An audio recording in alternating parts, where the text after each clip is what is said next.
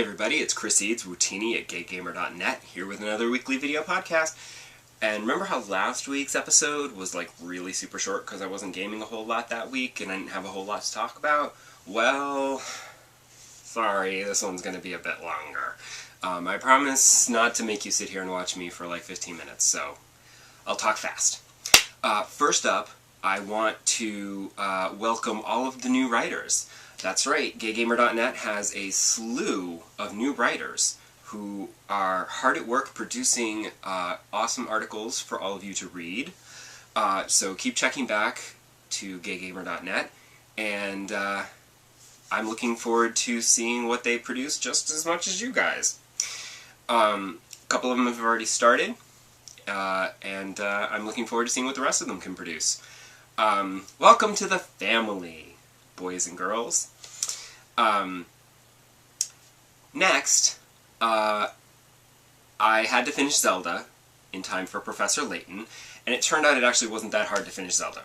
A Link Between Worlds, you know, the dungeons are relatively short, being a portable game, so I actually had no trouble finishing it. I actually was very proud of myself. I was super excited. I beat the last boss with literally one heart left. That was after using a potion, and I had a fairy in a bottle to bring me back to life. And that only gives you like 4 or 6 hearts or something, and I was like, ah! But I got right up to the end, and then he exploded, and I looked, and I had 1 heart left, but that still counts. I still win. Skin of my teeth, but I still win. It was a great game. Wonderful use of the depth with the 3D, but not gimmicky. I could go back and do like the side quests and find all the other Mai-Mais, but because there's these little puzzle dungeons, but I did a couple of those. Like, I'd stumble across them, and there'd be this little puzzle dungeon, and you had to, like, you know, work out how to get from here to there, and then the final treasure chest. But then in the chest it would be like 100 rupees, and I'm like, pfft, that's so not worth all that effort. So I skipped those and just kept playing the main game. I could go back and do those, but I probably won't. Also, I could go back and do, you know, the Street Pass multiplayer thing, where you Street Pass other players, and then a Shadow Link appears in Hyrule somewhere for you to battle. Luckily, you can tell which, you know, what level they're at. So you can tell, like, oh, this Shadow Link is from somebody who's only just started the game, so they've only got 5 hearts and a couple of weapons. Yay! And then, of course, there's the ones that are, you know, and you get a bounty for defeating them. So, like, if somebody's bounty was, like, 150 rupees, I'm like, okay, I can probably handle them. But then there's the ones that it's, like, 999 rupees, and they have, like, a bajillion hearts because they 100%ed the game. Yeah, I'm not battling them. And, no.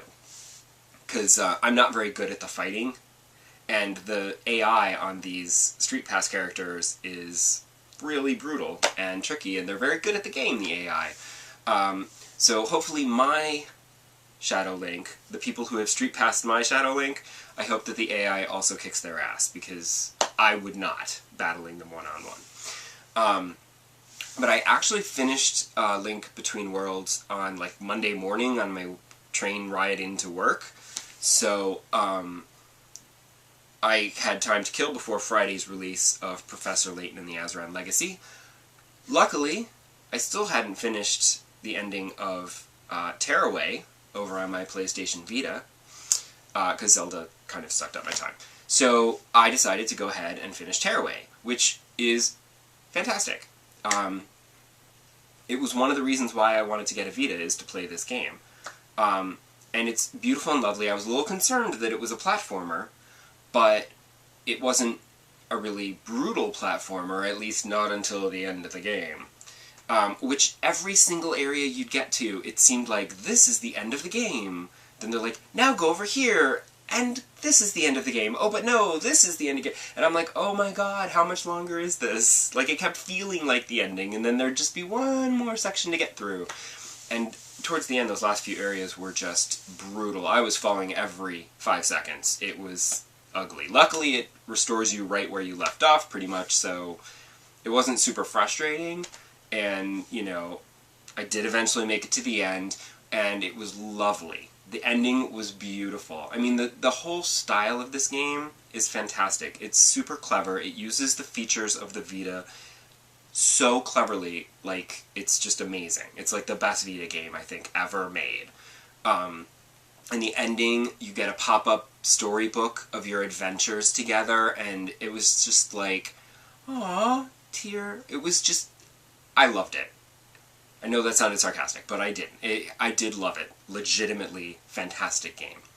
And again, I could go back and try to 100% the levels and get more trophies, but I will never 100% that game because some of those are going to take some platforming skills that I just don't actually have. So I probably will never. But then I also finished that before Friday, so I had another day to kill. So I downloaded Street Fighter X Tekken, because it was free with PlayStation Plus, and I figured a fighting game will be just the thing to kill time for a day or two, instead of trying to like get into like another actual game.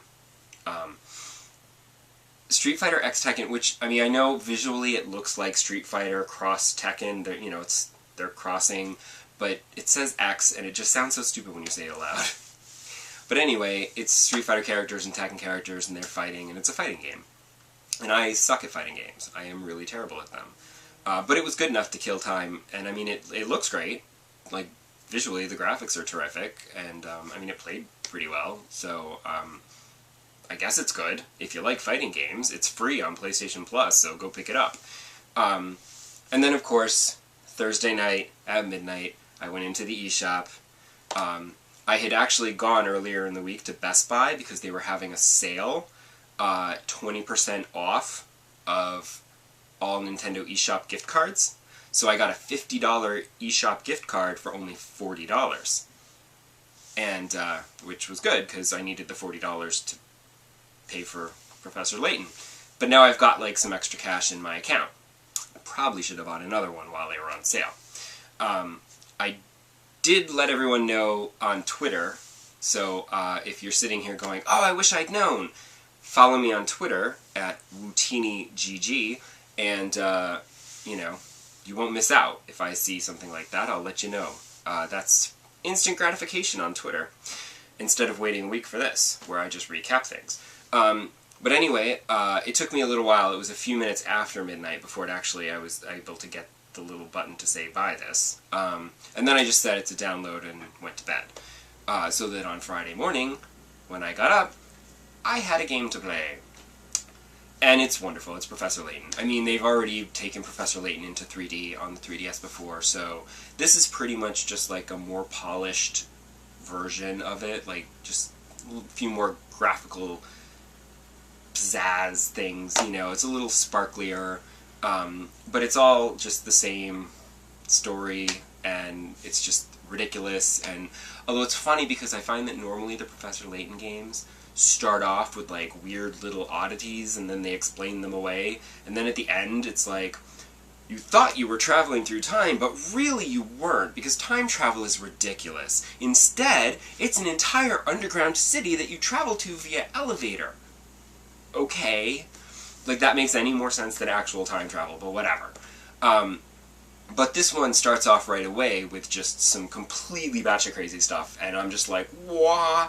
So I don't know if they're going to try to explain away all this magic, or if they're actually saying, no, there's magic, here it is, and this is it.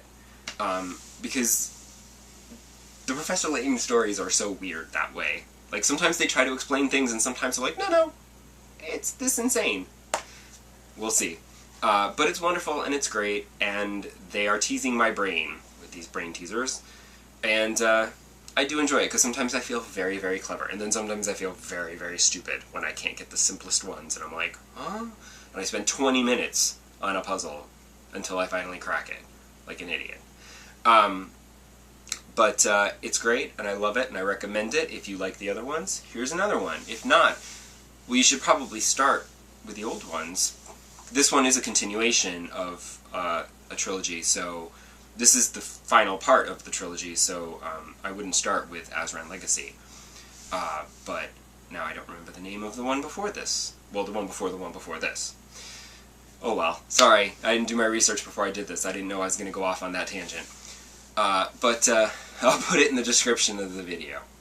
So, anyway, lots of gaming, lots of fun, and I will see you here next week. And remember to check out gaygamer.net for all the new writers and see what they come up with. And I will see you here next week, when maybe I'll have actually played a console game. We'll see. Bye.